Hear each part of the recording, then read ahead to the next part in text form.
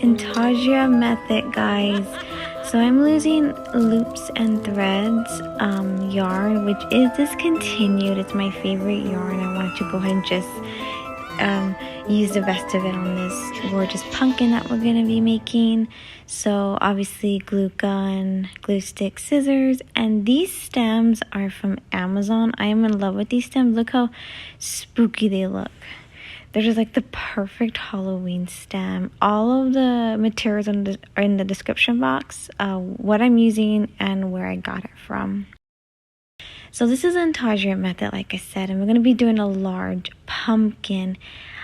I would suggest watching the solid orange one as your first tutorial video. If you're watching this one as the first one, I will run down a lot of stuff. But I would watch the first one first, because the intarsia, it's taking it up now.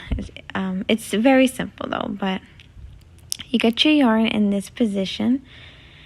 Same thing, guys, and we're making our foundation chain, and the yarn on top that you see me folding, that is our working yarn. So we insert our hands, and you're going to pull the working yarn right through, pull it on your tail to tighten it. And we want a nice long tail, better to be safe than sorry. I mean, I honestly would say like a ruler size. And our knitting, our loops, you want to knit tight always when it comes to like plushies to eliminate the gaps. And so about the bone length on your index finger. So just like so, we are casting on our second stitch, is what it's called. Using your thumbs to push the working yarn through, working from left to right. And guys, this is such a deep, rich black, but hope you guys can see it. So right on the ridges, right on the tops, right on the ridge of bumps, that's how you count. So this is number 4. And we're going to be casting on, just like the solid orange pumpkin, we're going to be casting on 16.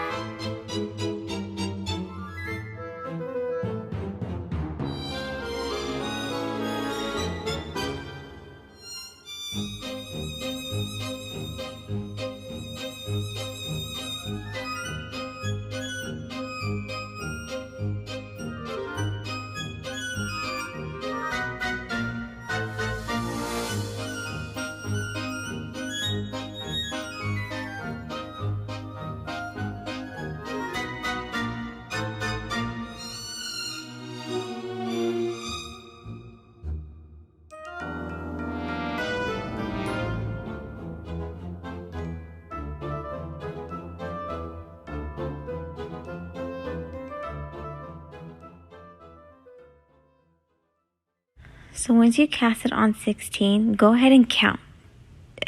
Always to have double accuracy here, guys. Because if you miss a stitch and let's say you make 15, I mean, it just throws you off and you gotta restart.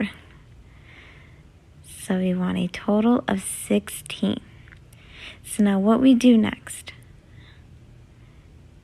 Remember, we're going to be inserting our tail, not in the last stitch, but the second to last. Why you see me poking? The second to last stitch. You're going to insert your tail and pull nice and gently through. Your chain will twist, as you just saw me do right now. Just untwist your chain. Make sure it's nice and evenly flat, going all the way around. Just like so. That will mess you up if it's twisted. And then I like to get my yarn, guys, and put it in the direction where I'm going to be knitting. So that's our first stitch right there, guys. That's our first stitch right there. And what we're going to be doing now is we're going to be knitting all around for a total of 16. So I'm going to show you. right on each top of each stitch that we did, you're gonna work, you're gonna knit through. You're gonna go ahead and knit right through. If you saw the solid orange one, then you know what to do. So remember, right on the tops. So I'm going to insert my finger, that's the second stitch, and pull the working yarn through, and that's 2. And we want a total of 16, the total worth of our foundation chain. So you're going to work all the way around, digging underneath each top of the stitches that we made. And pull the working yarn through, and make sure you're knitting tight, guys. It helps eliminate the gaps. So a total of 16. And if this is your second tutorial, then you'll remember to use your tail as the marker. If it's your first one, the tail is connected to the first stitch. That is going to tell you to stop. That is going to tell you that is stitch 1. That is going to tell you this is the beginning of the next row. But still count, turning your chain, 16 in total.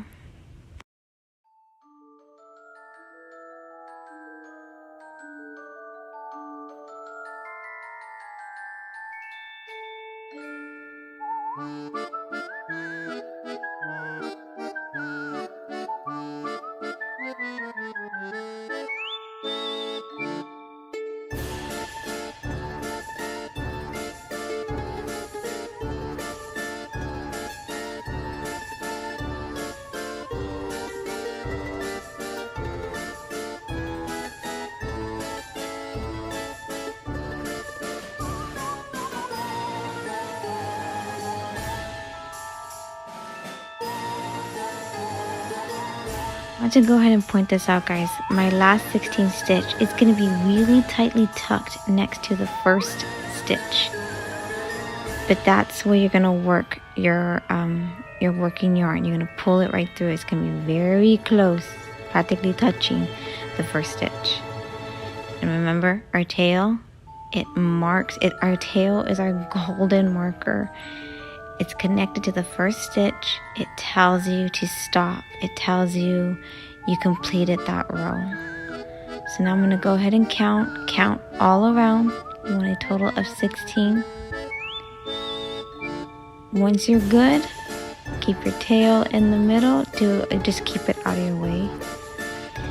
And again, just constantly emphasizing here, guys, the tail is the marker. And we're going to go ahead and knit all the way around again. For our second row, we're going to knit all the way around. In your primary color, or if you're using black,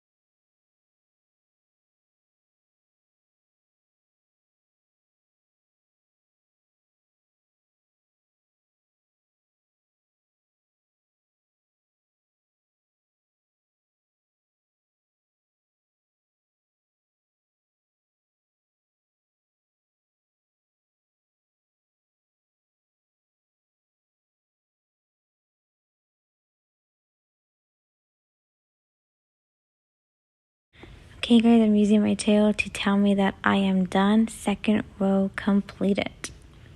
So now the third row is where we're going to do the intarsia method, but also the third row is where we're going to fold our foundation chain like a taco. just like so. So go ahead and fold it just like so. And we do this because we want to knit tightly, so we want to eliminate any gaps. But now we are going to be doing the intarsia method. So get your secondary color and go ahead and make a stitch, or it's called a slip stitch, just like crochet. Just like how we started out with we just started out. Do the exact same thing.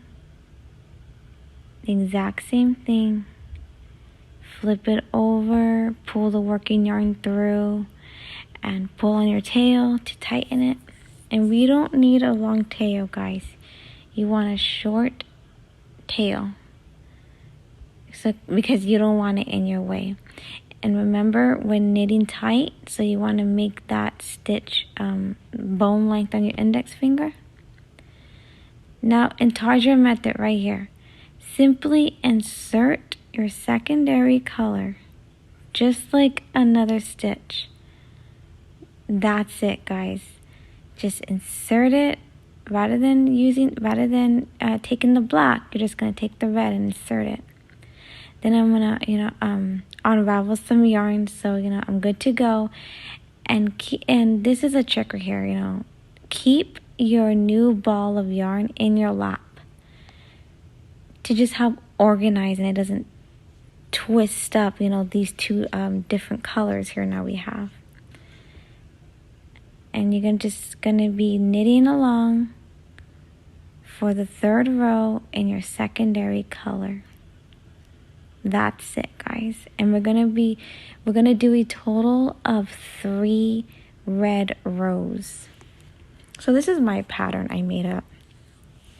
I thought it'd be pretty to do chunked, blocked for every 3 rows, and the foundation chain counts as 1 row of black, 2 more rows of black, and then 3 rows of red, and then back to 3 rows of black. So I'm just simply teaching you the technique right here. Once you learn the intarsia method on how to do horizontal layers, and you can go as crazy as you want or creative. So again, using my tail to tell me that I just completed the 3rd row. So now I'm going to go for my 2nd row of red. Like I told you guys, we're going to be doing a total of 3 red rows. Just knitting along. And like I was saying about folding it in half, we fold it in half because it helps us knit the stitches tighter, especially when it comes to enclosing it. And this is entirely true because I tested it out thinking, do we really need to fold it? Because it can kind of make it a hassle. And when I got done, guys, and it was time to enclose it, it was such a big mess, especially on the sides. I was like, never again. I messed this up. So fold it on the 3rd row or even the 4th row. So fold it on the 3rd or the 4th row, guys. And that's like a golden rule with hand knitting when you're creating like plushies that are in the round. So 3 rows of red, guys.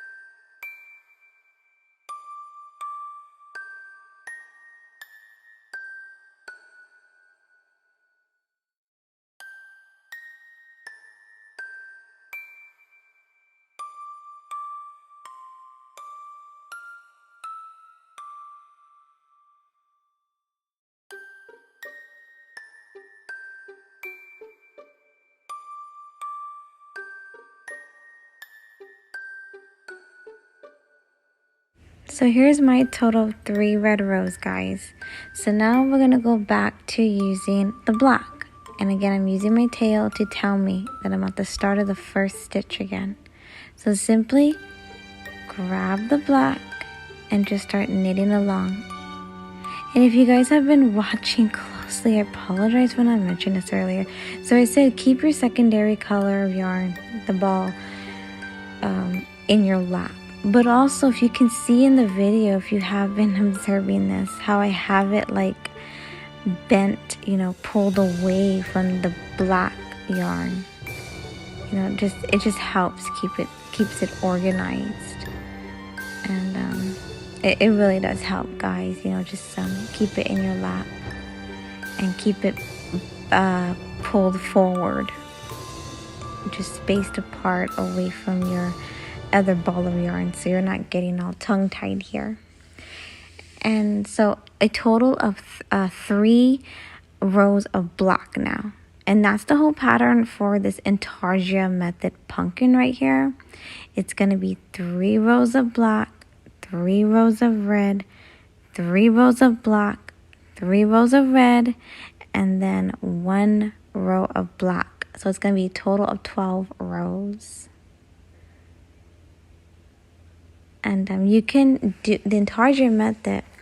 You can do it up to 3 colors. And what it does is that it makes it smoothly, seamlessly knit along, joining different colors. And it's just very helpful. Please watch the extra video that I have on joining chunky chenille yarn. Because that's if you run out of yarn or if you snap it, you're going to know what to do. You either tie a knot with the ends or the other 2 methods.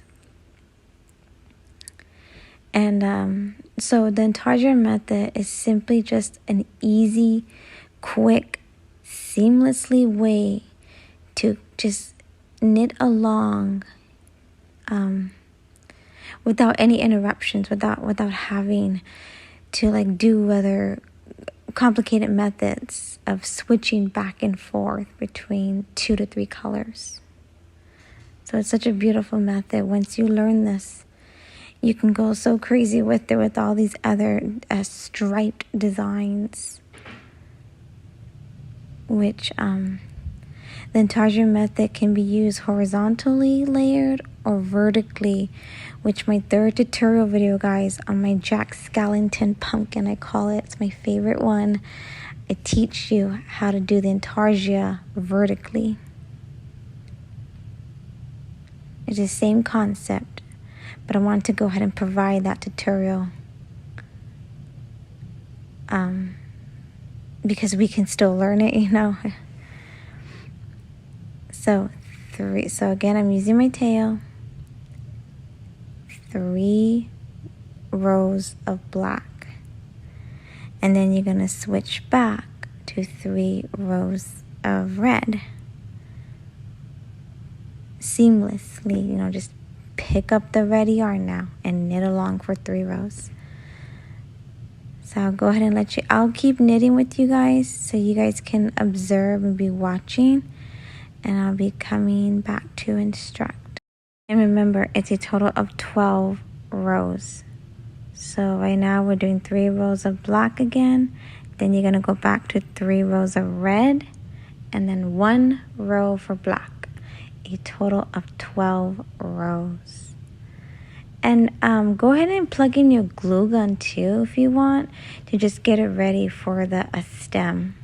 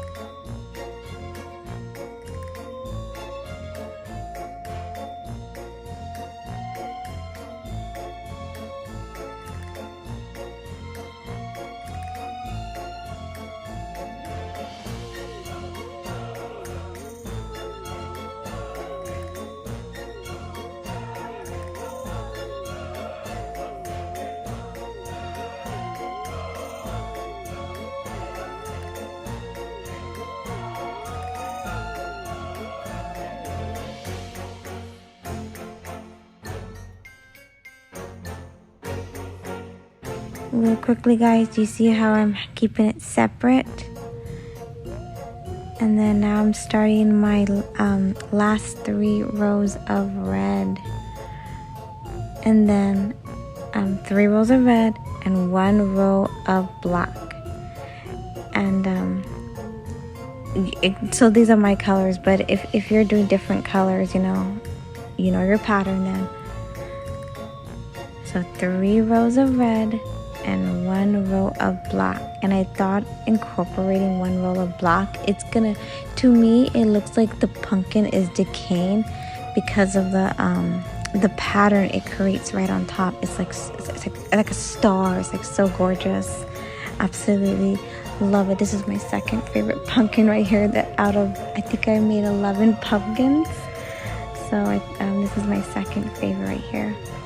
But I'll go ahead and keep knitting with you guys and letting you guys observe, demonstrate, and I'll be coming back to instruct when we get to have a total of 12 rows.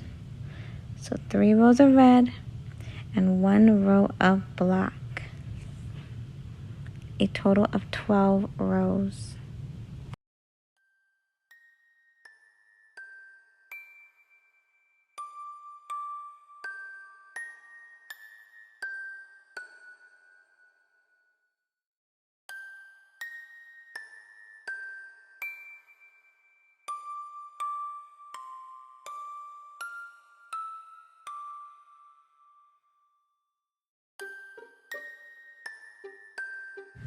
Also want to go ahead and just say right here, guys, when you are done with your 3 red rows, you can go ahead and cut off that yarn and leave a short little tail.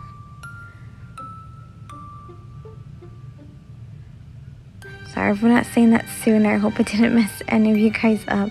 Just to get it out of your way. And then you should just be left with just your primary color or your black color. And like I said, it's going to be 1 row. The 12th row is just going to be black. That's it. And you pretty much just created the whole intarsia method pumpkin right here.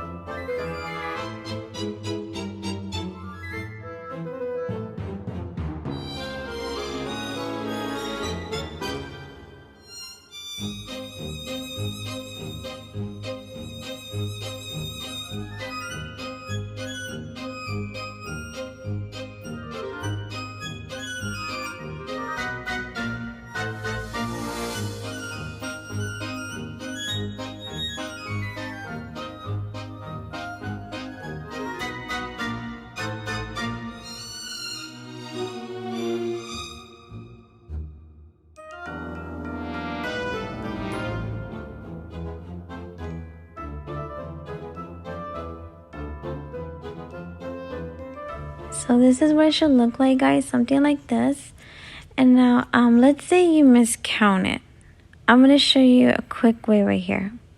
By inserting your finger, going down very slowly and gently. And this can be a confusing way. It still kind of confuses me. I don't like doing this. It's only when I'm like, did I skip a row? And you're going to just be counting down in each little, pocket, each little loop that you're sliding down in is a row. And so you want to get, you want to count 12. And then right there where you see me touching, that is your foundation chain. And you're going to know it's your foundation chain because you're going to see it's all lumpy going across. So you want a total of 12. Now what we're going to do is we're going to cut a long tail, better to be safe than sorry. So I would say, like, honestly, 8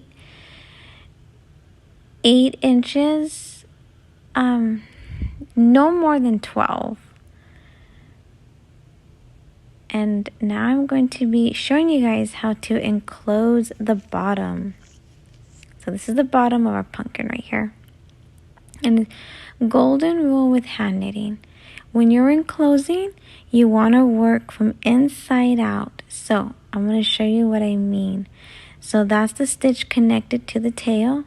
So the stitch right over, right where you see me touching. We're going to be working along all the foundation chain, all the stitches. So that's the second one, and we're going to insert the tail from inside out, pulling lightly right now. You don't need to tug really hard. And then fill for the next stitch right over. Poke your tail from inside out. That's actually that's 2. Okay, so here's 3, 4, guys. And I would say by the 5th stitch, go ahead and tug. Don't tug too hard. So like the 4th or 5th stitch, go ahead and start enclosing by simply tugging. And don't pull too hard because you'll snap your yarn. I've done it many times. And if you do, don't panic. It just means you gotta unwind what you did by, just pulling it out, working backwards. Unwind it. And that's why I said watch that other short little video. You simply just take more yarn and tie the ends together nice and tight. Cut the little tails off on them and continue working along.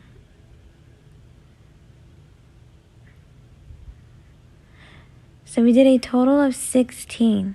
You do not need to go through all 16. I mean, if you do, okay, but at some point, working along this and closing it, you're going to feel one stitch have a lump.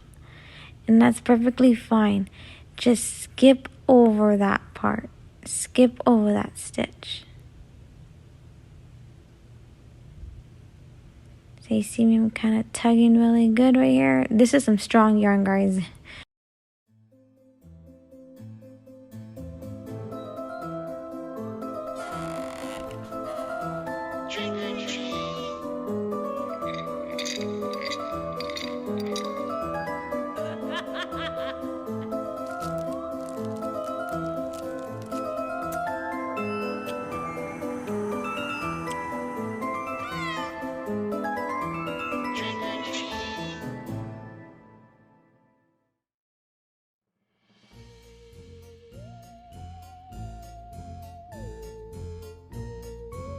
So right here, guys, I'm filling the lump. So I'm going to go ahead and skip that stitch and just go into the next one.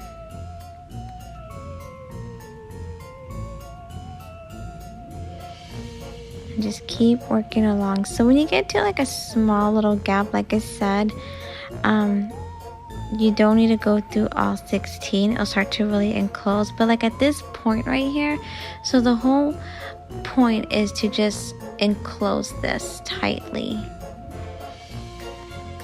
So what I'm doing is now I'm just like trying to find a stitch that's straight across the gap and to just work the tail through it, because that'll just help seal it off. So it's gonna be really tight. So this stitch is like straight across from the tail.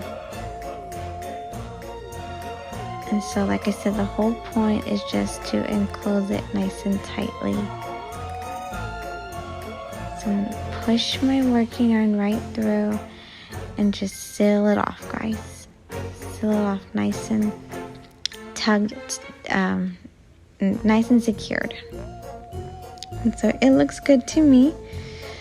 So what we do now is we're simply gonna insert our tail into the previous opening, and it is easy because it's chenille yarn. It'll just glide right in. Even though we sealed it, it'll still be able to just push right through.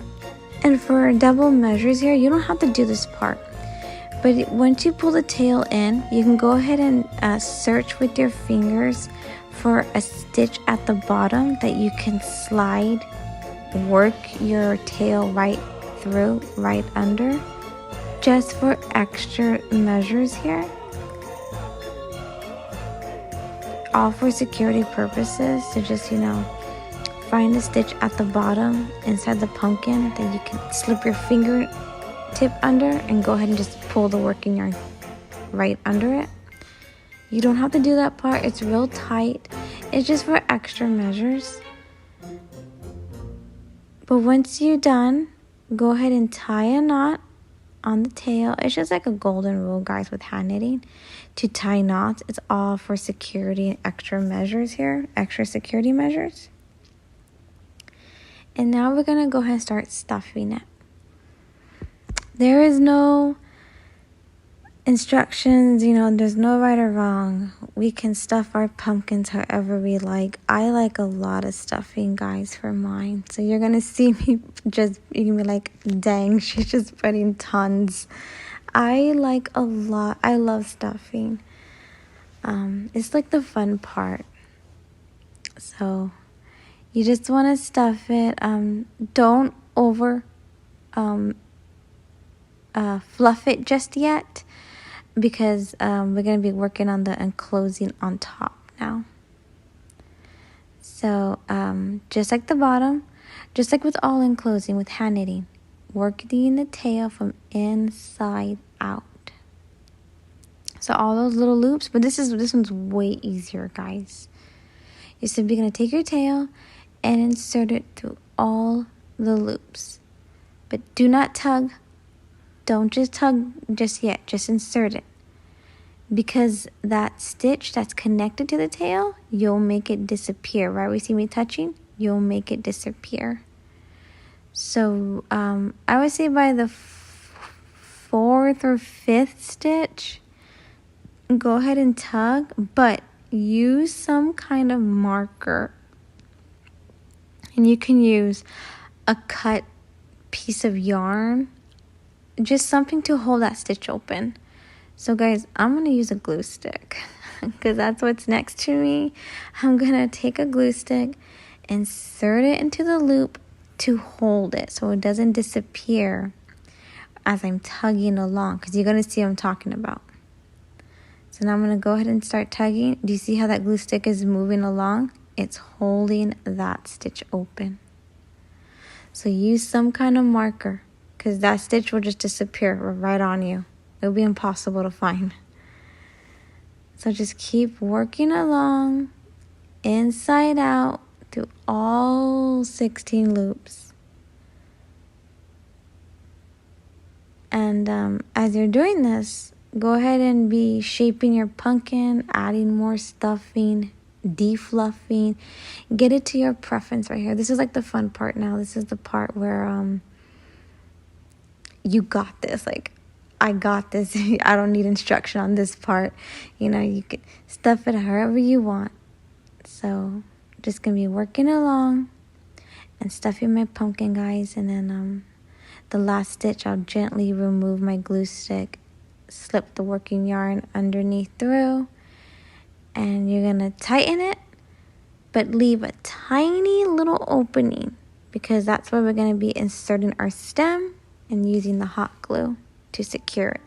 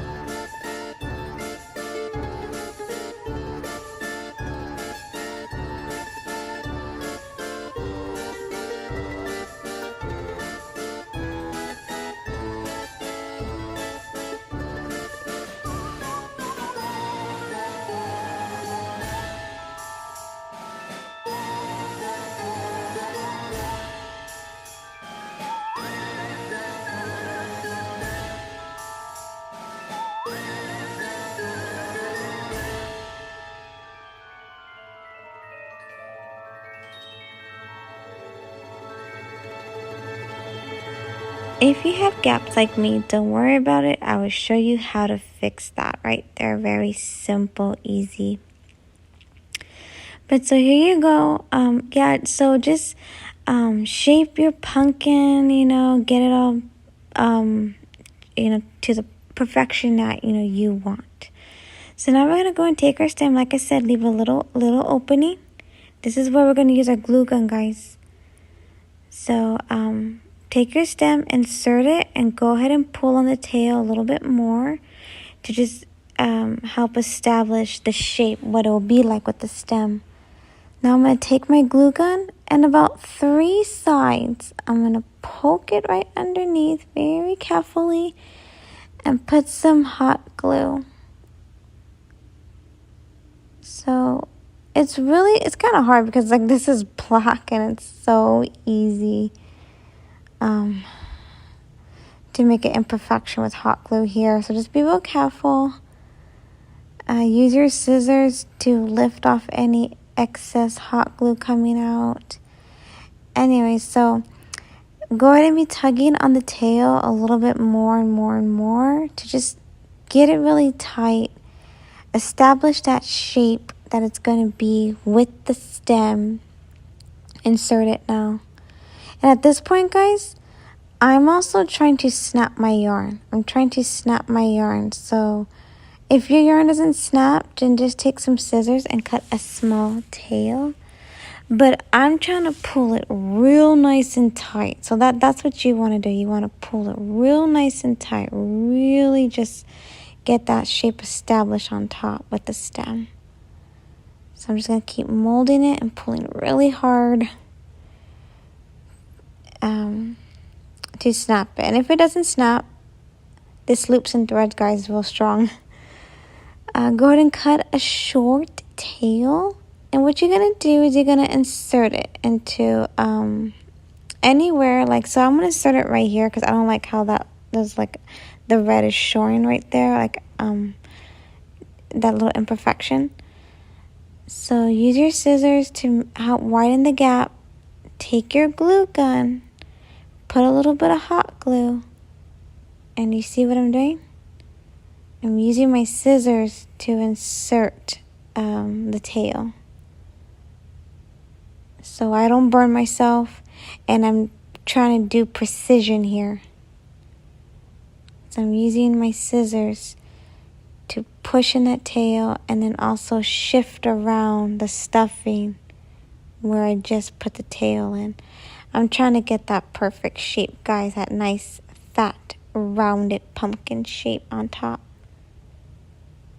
And so, if you have gaps, don't worry, it's going to be okay because, like, those are some big gaps right there. So what you're going to do is you're going to cut the color of yarn that you want. So, I'm seeing it needs black. Take the glue gun like so. And then just insert your little piece of yarn. And it works, guys. It will stay. It will stay because of the hot glue that you apply. And so I'm also going to cover up that gap right there with red. And so if you have any gaps, you can go ahead and do that method. And this applies to like any method with hand knitting a plushie. But there you go, guys. I absolutely Love, this is my second favorite pumpkin. Look how beautiful it is. I mean, it's such a Halloween themed pumpkin. It's gorgeous, guys, absolutely gorgeous. And so I also did this in size 6 bulky loops and threads royal velvet. If you see, I'm going to be providing a finishing video. And I did it in purple and black. Actually, I did it vertically with the intarsia method. But this is it. And look how gorgeous it is, guys. I told you I am in love with this pumpkin. It's my second favorite. My first favorite is a Jack Skellington one, which I do provide a third tutorial video on it. I wanted to go ahead and show you how the intarsia method can be used for vertical layers. And it's just beautiful. Look at all these designs, the beautiful classic orange. This one I absolutely love too. It's all the pattern with the two-tone. That's all the intarsia right there, guys. And I also used royal velvet, like I said, size 6 for the velvety ones that you see. But look how gorgeous this Jack Skellington one is. I absolutely love it. I do have tutorials, guys, on a witch hat. With using size 6, also the jumbo chenille yarn, as you see, size 7 witch hat. My ghost, I just love my ghost, guys. I show on a jumbo one and miniature ones, and a cauldron. So please take a look at those, the listings if you're interested. But I'm teaching you the methods here, guys, on how to make all sorts of designs. I hope you guys enjoyed it. Thank you so much again. And I'm just loving my Halloween town here, guys. I'm also going to be adding a witch and a huge cauldron. So please keep a lookout in my shop. It will be, if it's up already. But thanks again, guys. I hope you enjoyed it. And loving all your pumpkins like me.